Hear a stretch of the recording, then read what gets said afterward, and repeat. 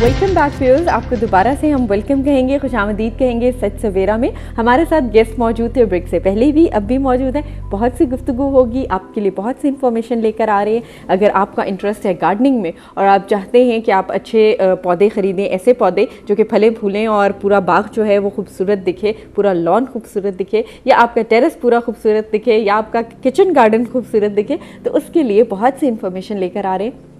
इसके अलावा हमारे साथ डॉक्टर नाइला भी मौजूद हैं, उनसे भी गुफ्तगू रहेगी रिगार्डिंग मेंटल डिसीज़, एक डिसेबिलिटी जो कि बच्चों में पाई जाती है, उस हवाले से भी हमारी गुफ्तगू होगी। और इसके अलावा जो NARC के हमारे गेस्ट हैं डॉक्टर हफीज़ुर रहमान साहब, उनसे भी हमारी गुफ्तगू का सिलसिला जो है वो कंटिन्यूड है। डॉक्टर साहब, जिस तरह मैंने भी कहा कि गार्डनिंग का शौक़ होता है ख़वातीन को ख़ास तौर पर, अब बच्चे भी इस तरफ राग़िब हो रहे हैं, मर्द हज़रात भी, बिकॉज़ जब इंटरनेट आप सर्व करते हैं तो सबसे पहले पता लगता है कि जी अगर आप अपना अच्छा वक्त गुजारना चाहते हैं, रिलैक्स करना चाहते हैं, तो बेस्ट वे इज़ आप गार्डनिंग करें। अब गार्डनिंग के लिए बहुत ज़रूरी है कि पौधे हों। पौधे आप फलदार भी हो सकते हैं, फूलों वाले भी हो सकते हैं, जस्ट ग्रीन भी हो सकते हैं। नर्सरी पहुंच जाती हैं ख़वातीन, मर्द हज़रात पहुंच जाते हैं, या माली को कह दिया जाता है। बट कुछ अरसे बाद यूँ फील होता है कि ये तो गलत पौधे आ गए हैं। नर्सरियों का कोई सिस्टम है कि कोई सर्टिफाइड नर्सरियाँ हों? किस तरह पता लगे हमने कैसे नर्सरी से पौधा ख़रीदना है? देखिए, सबसे बड़ी बात तो ये है कि ख़ुद को अवेयरनेस होना बहुत ज़रूरी है। नर्सरी वाले जो है उन्होंने तो बेचने हैं अपने पौधे, जैसे भी होंगे, जैसे कह के वो बेचेंगे, तो अपने पास अवेयरनेस होना बहुत ज़रूरी है, नॉलेज होना। बाकी ये है कि सर्टिफाइड नर्सरीज ऐसी कोई एग्जिस्ट करती नहीं है। अच्छा, रजिस्टर्ड नर्सरीज तो बहुत हैं। अच्छा। लेकिन प्लांट जो प्रोड्यूस कर रही हूँ, पौधे जो बना के बेच रहे हूँ, सर्टिफाइड नर्सरीज, वो उनकी मैंने शुरू में भी आपको बताया था कि हमारे यहाँ नहीं है। इसकी अवेयरनेस खुद होना ज़रूरी है कि आप जो पौधे लेने जा रहे हैं उनकी सेहत अच्छी है और क्या ये वही है जो हम ले रहे हैं। तो उसके लिए जो है वो ये जानना खुद बहुत ज़रूरी है। जब आपको थोड़ा बहुत इल्म होगा तो फिर ही आप अच्छे पौधे जो है वो खरीद सकेंगे। लेकिन मैं आपको ये बताता चलूँ कि सर्टिफाइड नर्सरी से जो है वो उससे मुराद ये है कि ऐसी नर्सरियाँ जो रजिस्टर्ड हैं federal seed certification registration department के पास, और फिर एक जो प्रोटोकॉल्स पूरे हैं सर्टिफाइड नर्सरीज के, वो उनको फॉलो कर रही हैं और उनको फॉलो करके उसी किस्म के प्लांट प्रोड्यूस कर रहे हैं। उनके प्लांट्स जो हैं वो नर्सरी में अगर स्टॉक पे रखे हुए हैं तो वो भी लेबल्ड पड़े हुए हैं और उनके ऊपर वैरायटी का नाम मेंशन है, बीमारियों से वो मुबर्रा हैं। अच्छा। और फेडरल सीड सर्टिफिकेशन और रजिस्ट्रेशन डिपार्टमेंट ने उनको सर्टिफिकेट दिया हुआ है कि ये प्लांट्स जो हैं इनके पास पड़े हुए, इनको इन्होंने प्रोटोकॉल सारे फॉलो हुए और वो सेहतमंद हैं। हमारे यहाँ शहरों के अंदर जितनी नर्सरियाँ हैं, ये इनको मैं नर्सरी प्लांट प्रोड्यूसर नहीं गिनता, ये जो हैं ये एक किस्म की शॉप्स हैं, प्लांट्स कहीं और प्रोड्यूस हो रहे हैं। जैसे जो है वो हमारे पंजाब के अंदर ज़्यादातर पौधे जो हैं वो पत्तूकी से आते हैं, चाहे वो फलदार पौधे हों, चाहे वो जो है वो इंडोर आपके प्लांटेशन के लिए पौधे हों, या आपके गार्डन के लिए फूलदार पौधे हों, या इवन कट फ्लावर्स भी बहुत सारे मेजॉरिटी जिसको हम हब कहते हैं, एरिया से वो वहाँ से उनके प्रोड्यूसर बहुत अच्छी है, उनके प्रोड्यूसर कोई और हैं। अच्छा। ये तो बेचने वाले हैं। ठीक है। अब सवाल ये है कि जिस जगह के ऊपर उनको पैदा किया जा रहा है, जो प्रोड्यूस कर रहे हैं, उनको मल्टीप्लाई कर रहे हैं, उनका नंबर इंक्रीज कर रहे हैं, वहाँ से ही जब ये चलें तो इनकी हेल्थ की सर्टिफिकेशन वहाँ से होनी चाहिए और वहाँ से ये लेबल चलनी चाहिए, और वो नर्सरियाँ जो हैं रजिस्टर्ड भी हों और वो प्लांट्स जो हैं उनके वो सर्टिफाइड भी। ठीक है। अच्छा, प्लांटेशन के हवाले से अक्सर ये सवाल भी होता है कि बड़े पौधे ख़रीदे गए हैं, छोटे पौधे ख़रीदे गए हैं। उसके अलावा जिस तरह सिट्रस फ्रूट के बारे में आपको बहुत इन्फॉर्मेशन है, नॉलेज है, आप काम कर रहे हैं उस हवाले से, तो हमारी ख़वातीन ये भी जानना चाहेंगी कि गार्डन में हमारे यहाँ अमूमन दरख्त, अगर पुराना घर है तो वहाँ मौजूद होगा किसी ना किसी फल का, लेकिन अगर गार्डन नहीं है, टेरेस है, या इस तरह गमलों में जो फलों वाले पौधे हैं वो लगाए जा सकते हैं? लेकिन फलदार पौधे जो हैं वो गमलों में भी लगाए जा सकते हैं। जो है वो अब जैसे चाइनीज़ लेमन है, उसका प्लांट तो अपना बहुत छोटा रहता है और जो है वो अपने गमले में लगा हुआ वो फ्रूट भी करता है, फ्लावर भी करता है। उसके फ्लावर्स की तशावा फल सारे जितने भी हैं उनके फलों की खुशबू भी है। फिर उसके ऊपर जब फल लगे होते हैं तो उसकी अपनी एक एस्थेटिक, एक उसकी ब्यूटी भी है।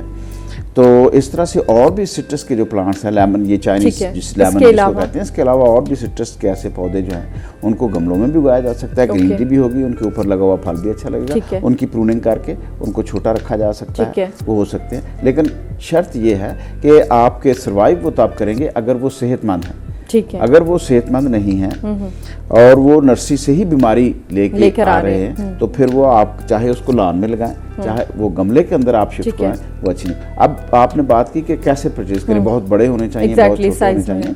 तो जो है वो देखें, अगर पौधा बहुत बड़ा होगा तो उसमें उसकी जब ट्रांसप्लांटिंग होती है तो उसकी जड़ें कट जाती हैं, ऊपर उसकी कैनोपी ज़्यादा होती है, उसको स्ट्रेस आती है, बहुत सारा ऊपर से वो सूख जाता है।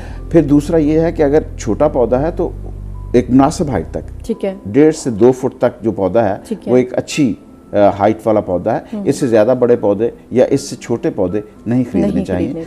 और इस साइज़ के पौधे जब आप खरीदते हैं किचन गार्डनिंग के लिए, अपने घर के अंदर गमलों में लगाने के लिए, बैकयार्ड में लगाने के लिए, तो उनकी आप ट्रेनिंग जो है वो अपनी मर्जी से कर सकती हैं, उसकी शक्ल सूरत, क्योंकि ये बड़ा एक उसमें इसका रोल है कि वो नज़र अच्छा आना चाहिए, उसकी कैनोपी अच्छी होनी चाहिए, ये उसकी अपनी हैज़र्ड ग्रोथ नहीं होनी चाहिए। तो वो अगर मुनासिब साइज़ का पौधा होगा तो वो बाग में भी, बागबान हजरात के लिए भी, और इस तरह सेहतमंद भी रहेगा, फलदार भी होगा और उसकी शक्ल सूरत अच्छी बन सकेगी। जी, बहुत सी इंफॉर्मेशन इस हवाले से, जिस तरह डॉक्टर साहब ने बताया कि जब अब इस दफ़ा नर्सरी से पौधे खरीदने जाएं तो कोशिश कीजिएगा 1 से 2 फुट के दरमियान उनकी हाइट हो, ना ज़्यादा बड़ा पौधा खरीदिए ना बहुत छोटा खरीदिए, क्योंकि फिर उनकी जब प्लांटेशन आप करते हैं, बेशक बाग में हो या उसी गमले में रखें, उसमें आपको मुश्किलात दरपेश होती हैं। और ख़रीदते वक्त हेल्दी पौधा खरीदिए। उसकी क्या टिप्स हैं वो भी हम डॉक्टर साहब से पूछेंगे, लेकिन पहले हम बढ़ेंगे नाइला की तरफ। नाइला, हम बात कर रहे थे बच्चों की इस डिसेबिलिटी के हवाले से, और डिले है, उनके एक्सप्रेशंस जो हैं वो नहीं ज़्यादा वाज़े होते, इमोशनली वो शो नहीं कर रहे होते अपना, बिल्कुल। ठीक है। तो जी, और क्या क्या इसके सिम्टम्स हो सकते हैं कि इन लोग पहचान सकें कि ये डिजीज़ है? हाँ, उसमें फिर यही आता है ना कि उसमें जैसे एक तो मैंने कहा था कि कम्युनिकेशन उनका, जैसे आम बच्चे इंटरेक्ट करते हैं, एक दूसरे से मिलते जुलते हैं, उनका मतलब वो शाइनेस के उसमें नहीं आते हैं। ठीक है। कि बच्चा शाय, क्योंकि शाय बच्चे के भी एक्सप्रेशंस होते हैं, वो नज़र आते हैं कि वो घबरा रहा है, परेशान है, या वैसे शर्मा रहा है, किसी वजह से डर रहा है, लेकिन इनके कोई एक्सप्रेशन नहीं होते चेहरे पे, और ये पसंद नहीं किए करते कि अच्छा, एक और इनकी होती है कि जिस तरह हम लोग होता है ना, बच्चे को प्यार से उनको हग करना चाहते हैं, उनको वैसे प्यार करना चाहते हैं, बिठाना चाहते हैं गोद में, ये बच्चे पसंद नहीं करते। अच्छा। कि उनको हाथ लगाया जाए उनके, मतलब ये अनकंफर्टेबल फील करते हैं। और एक सबसे बड़ी जो चीज़ मैं मेंशन करनी चाहूँगी कि इनकी जो हमारी जैसे 5 सेंसेस हैं, हमारी hearing, touch, hair, smell, taste, ये इनमें नॉर्मल से बहुत ज़्यादा मतलब इनकी हाई हो जाती हैं। अच्छा। ये चीज़ ख़ास तौर पे मैं मेंशन करना चाहूँगी कि इसमें ये होता है कि जैसे अगर आवाज़ आती है तो इनको बहुत ज़्यादा शोर सुनाई देता है। अच्छा। आम आवाज़ से, आम नॉर्मल एक्सट्रीम इनको ज़्यादा शोर सुनाई देता है। और अगर वो सुनने के, फिर सूंघने की भी स्मेल में, मतलब इसी तरह इनको ज़्यादा, हर चीज़ इनको ज़्यादा महसूस होती है। अगर कोई टेस्ट है वो भी इनको बहुत ज़्यादा महसूस होगा। हर चीज़ में जो इनकी 5 सेंसेस होती हैं ना, वो मतलब ये है कि वो ज़्यादा होती हैं, देखने में ज़्यादा रोशनी बर्दाश्त नहीं कर सकते। अच्छा। जिस तरह होता है ना कि एकदम चमक में जाना, रोशनी, वो बर्दाश्त नहीं कर सकते, अंधेरे में रहना पसंद करते हैं। ओके। तो ये सारी सिम्टम्स हैं कि जो एक आप बच्चे में आप आइडेंटिफाई कर सकते हैं। और जैसे कि मैं बता रही थी, इंटरेक्ट नहीं करते हैं, नहीं करते हैं, उस तरह भी है। फिर मैं कुछ वजूहात बता रही थी। आपने बताया कि अगर माँ की डाइट ठीक नहीं थी, हाँ जी, डिफिशिएंसीज थी, ठीक है, डिलीवरी में कोई कॉम्प्लिकेशंस थी, ऑक्सीजन फौरन नहीं मिला, डिलेड उसकी बच्चे की बर्थ थी, तो उसकी वजह से उसको ऑक्सीजन ब्रेन में नहीं गई है, उससे हो जाता है। इसके अलावा कोई वजह? इसके अलावा एक और बड़ी वजह हमारी है कि माँ का उस वक्त, बच्चे की पैदाइश के वक्त उम्र का ज़्यादा होना। अच्छा। ये बहुत बड़ा फैक्टर है। ओके। और फिर दूसरा ये कि दोनों माँ बाप की उम्र का ज़्यादा होना। ठीक है। लेट एज में अगर बच्चा होता है तो उसमें ये बहुत ज़्यादा चांसेस होते हैं उनकी ब्रेन डेवलपमेंट के ऊपर। ओके। मतलब काफ़ी आप कह सकते हैं कि 50 to 60% चांसेस होते हैं अगर लेट एज में अगर बच्चा होता है। ठीक है। पेरेंट्स की अगर लेट एज है या माँ की लेट एज है, it is one of the factors. हाँ जी, ये बहुत कॉमन फैक्टर है। ओके। तो सॉरी, आप बात भी काट रहा हूँ कि जो है वो पहले ये था एक रिवाज के अर्ली एजेस में शादियां हो जाती थी। हाँ, तो इसका मतलब इन अदर सेंस आप उसको सपोर्ट करती हैं और ये जो लेट मैरिजेस का एक रुझान with the passage of time और लाइफस्टाइल में आ गया है जी, ये आप समझती हैं कि ये आने वाली जनरेशन के हवाले से अच्छा नहीं है? जी, ये आप बड़ा अच्छी बात की है, लेकिन ये है कि बहुत ज़्यादा अर्ली एज भी ठीक नहीं है। एक सर्टन एज होता है, जैसे बहुत ज़्यादा यंग एज में भी शादी ठीक नहीं है, लेकिन ये कि एक सर्टन एज है, जैसे आप 20s में, मतलब आफ्टर 19, 20 से लड़की के लिए बहुत सूटेबल एज है, और लड़के मतलब उसमें ये होते हैं कि 20 to 25 लड़की के लिए बहुत अच्छी एज है। नाइला, इस पे हम इंशाल्लाह एक पूरा प्रोग्राम करेंगे कि एक मेंटल कंपैटिबिलिटी के लिए कौन सी उम्र बेहतरीन होती है, आप जरूर देखिएगा और आपने हमें उसका फीडबैक भी देना है। इस हवाले से हम गुफ्तगू करेंगे, लेकिन मैं चाह रही हूँ थोड़ा सा हम अपने टॉपिक, हमारे नाज़रीन भी इंतजार में होंगे। ऑस्टिन जो डिजीज है, ऑटिज्म जो डिजीज है, इसके हवाले से आपने बहुत सी वजूहात बताई, इसके अलावा और कोई वजह है इस डिजीज की? मेरे ख्याल में कि मैंने काफ़ी सारी इनकी बता दी हैं। ज़्यादा मेजर जो प्रॉब्लम होती है, अच्छा लर्निंग डिसेबिलिटी इसमें होती है। बच्चा जो, अच्छा इसमें सुनिए एक और बड़ी वेरिएशन सी होती है लर्निंग डिसेबिलिटी। कुछ बच्चे जैसे होता है ना कि कई जो आम बच्चा सीख सकता है वो नहीं सीख सकते हैं, ठीक है, थोड़ा सा पीछे होते हैं। अगर वो कोई आप वर्ड का मीनिंग समझाने की, पढ़ाने की, बार बार आप उसको उसका वर्ड का मीनिंग बताते हो, उसको समझ नहीं आती है।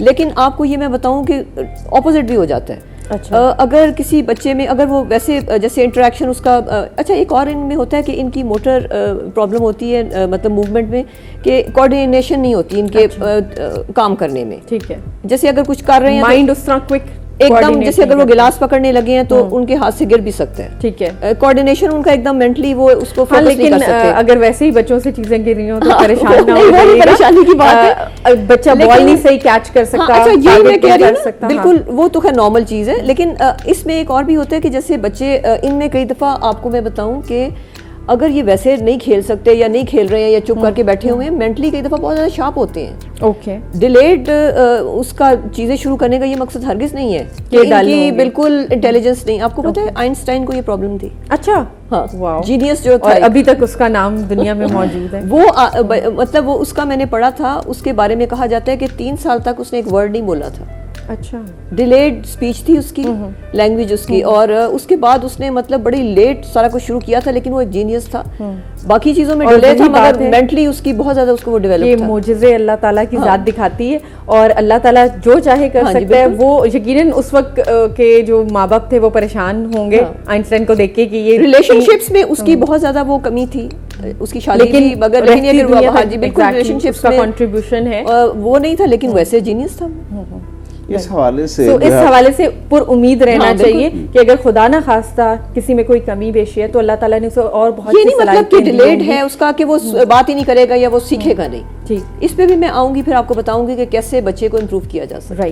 राइट। इस हवाले से जो है वो इंडिया ने एक बड़ी अच्छी फिल्म बनाई है जो देखने से ताल्लुक रखती है, और मैं कहता हूँ कि पेरेंट्स को फिल्म जरूर देखनी चाहिए। तारे ज़मीन पे, जी बिल्कुल, हम वो फिल्म भी जरूर देखेंगे, तारे ज़मीन जी। और हम बढ़ेंगे इसी टॉपिक के हवाले से, मजीद गुफ्तगू करेंगे। हम आएंगे, हमारी ख़वातीन जानना चाहेंगी कि इस दफ़ा जब उन्होंने गार्डनिंग करनी है, आपने अब एक नई टर्म बता दी है कि पौधा भी सेहतमंद होना चाहिए। इसका सेहतमंद होना हमें कैसे पता लगेगा? देखें, जो है वो बीमारी की अलामात पौधे के ऊपर जो है वो जिस तरह इंसान में नज़र आती हैं, सिम्टम्स या अलामात उनको कह लें, इसी तरह पौधे के ऊपर भी पत्तों के उसके बेहतरीन इंडिकेटर हैं। अगर उसके अंदर किसी चीज़ की कमी है तो तब भी पत्ते शो करेंगे। अगर पत्ते लश ग्रीन हैं, हेल्दी हैं, उनके ऊपर कोई स्पॉट नहीं है, उनकी वेन्स ग्रीन नज़र आ रही हैं और बाकी अंदर का हिस्सा जो है वो येलो नज़र आ रहा है, तो तब उसकी कोई डेफिशिएंसी है, किसी उसके मिनरल न्यूट्रिएंट की या न्यूट्रिशनल डेफिशिएंसी उसमें आ रही है। वो तो प्रॉब्लम जो है वो सॉल्व हो जाएगा जब उसको ट्रांसप्लांट करेंगे आप अच्छी हो। लेकिन उसके ऊपर अगर धब्बे हैं, अच्छा, या उसके अंदर जो है वो कोई ऐसे पत्ते कुछ मरे हुए हैं, कुछ उसके पार्ट मरे हुए हैं, तो ये, या उसके पौधे के तने के ऊपर कोई ऐसे निशान आ रहे हैं, तो वो इस चीज़ की अलामात हैं कि ये पौधा जो है इसमें कोई बीमारी है। तो नाजरीन जो है वो जब इस किस्म के पौधे अगर जो है वो ला के लगाएंगे तो सर्टनली वो उनकी एज भी कम होगी, उनकी अपनी ग्रोथ रेट भी वैसा नहीं होगा जो एक सेहतमंद पौधे का है। तो विगर जो है वो पौधा अपनी शो करता है। तो हमेशा नर्सरी से विगरस लश ग्रीन पौधे जो हैं वो हरे हरे सब्ज पौधे होने चाहिए, हाँ, चमक होनी चाहिए। अच्छा, इसमें भी कोई आर्टिफिशियलिटी क्रिएट की जाती है, जिस तरह बैंगन जो है वो स्प्रे करके चमका देते हैं, इसमें भी कोई नहीं, चमक एक और चीज़ है, चमक और चीज़ है। जो है वो पौधों के ऊपर जो इस किस्म के जो मैंने निशानात बताए, जैसे डेफिशिएंसी के, इस तरह वायरस के भी कुछ ऐसे सिम्टम होते हैं जो उसकी न्यूट्रिशनल डेफिशिएंसी या उसकी खुराक की कमी से मिलते जुलते नज़र आना शुरू हो जाते हैं, पत्ते जर्द नज़र आते हैं। तो ये चीज़ें जो हैं उस वक्त जहन में रखनी चाहिए कि जर्द पत्तों वाले या जिनकी वेन्स नज़र आ रही हैं पत्तों के, वो या पत्तों के ऊपर कोई निशानात पड़े हुए हैं, इसी तरह से तने के ऊपर कोई निशान है या उसका कोई हिस्सा शाख का जो है वो मुरझाया हुआ और मरा हुआ नज़र आ रहा है, तो ऐसे पौधे जो हैं वो नर्सरी से नहीं खरीदने चाहिए, बिल्कुल नहीं खरीदने चाहिए। अच्छा, कोई ऐसे एक तो पानी का भी होता है ना कि कई दफ़ा माली से अगर कहा जाए कि पौधा आया, ये लगाया आपने और ये अब ख़त्म हो रहा है, क्यों हो रहा है, तो जी पानी या ज़्यादा दे दिया या कम दे दिया, इससे भी कुछ होता है? हाँ, देखें ये चीज़ें फिर देखभाल में आ जाती हैं नर्सरी से हट के, कि जब आपने पौधा लगा लिया तो उसकी मुनासिब देखभाल में ये चीज़ें शामिल हो जाती हैं। बहुत ज़्यादा किसी भी चीज़ की ज़्यादती जो है वो सेहत के लिए, जिस तरह इंसान के अंदर जो है वो नुकसानदेह है, इसी तरह पौधों के अंदर भी। बहुत ज़्यादा पानी अगर गमलों में लगा देंगे, ज़मीन में लगे हुए पौधों को बहुत ज़्यादा पानी लगा देंगे, या उन पौधों को किसी ऐसी जगह पर लगा दिया जहाँ बारिश का पानी जमा हो जाता है, तो जाहिर है कि उनकी अपनी सेहत, अगर वो नर्सरी से अच्छे आ भी गए हैं तो उनकी सेहत वहाँ पहुँच के मुतासर होने का ख़तरा है। अगर उनको पानी की ज़्यादती है तो उनकी जड़ों के अंदर जो हवा की और ऑक्सीजन की ज़रूरत है वो उनको मैसर नहीं होगी, तो उनकी बहुत सारी वो जड़ें जो खुराक हासिल कर रही होती हैं वो मर जाएंगी। जब वो खुराक हासिल करने वाली जड़ें मरेंगी तो ऊपर से पौधा जो है वो अपनी खुराक की कमी के सिम्टम वो शो करेगा। इसी तरह से अगर उसको पानी की कमी होगी तो तब भी जो है वो ऊपर से मुरझा जाएगा, अपने कुछ हिस्से उसके या पत्ते गिरा देगा। तो ये चीज़ें जो है इनका मुनासिब देखभाल जब हम कहते हैं तो मुनासिब उसका ये चीज़ों का बहम पहुंचाना, जिसमें पानी और इसी तरह से खुराक और फिर सालाना उनको खुराक का एक जो प्रोग्राम है वो उनका पूरा उस एक सिस्टम के तहत जब नहीं चलता, चाहे वो बाग में हो, चाहे वो आपके घर में लगे हुए पौधे हों, चाहे वो गमले के अंदर लगे हुए पौधे हों, तो पौधे जो हैं वो अपनी अच्छी लुक और अच्छी प्रोडक्शन, खूबसूरती और क्वालिटी फ्रूट में वो नाकाम रहेंगे। ठीक है। अच्छा, गमलों के हवाले से हम जब बात करें तो गमलों में जो भरा जाता है आमेज़ा, वो क्या होता है और उसमें क्या क्या होना ज़रूरी है और क्या चीज़? अक्सर होता है हम लोग वो पत्ती डाल रहे होते हैं कि जी ये पौधों के लिए बहुत अच्छी होती है, एग के शेल्स डाल रहे होते हैं, अंडे के जो छिलके होते हैं वो पीस के डाले जाते हैं, इस तरह के टोटके हमारी ख़वातीन भी करती रहती। ये ज़रूरी है, नहीं है, क्या होना चाहिए गमले के अज्जा में? देखिए, जितने भी ये गमलों के अंदर भरे जाना वाला आमेज़ा जो है उसमें दो उसकी प्रॉपर्टीज़ है। एक तो ये है कि उसकी फ़िज़िकल प्रॉपर्टीज़ हैं, फिर उसकी केमिकल प्रॉपर्टीज़ हैं। ठीक है। फिज़िकल प्रॉपर्टीज़ में ये हैं कि उसके अंदर हवा को रखने का जो है वो भी होना चाहिए, कि बिल्कुल ऐसा आमेज़ा नहीं होना चाहिए कि उसमें पानी डालें और फिर वो बिल्कुल क्लॉग हो जाए, ठीक है, और उसमें हवा का गुजर ही ना हो।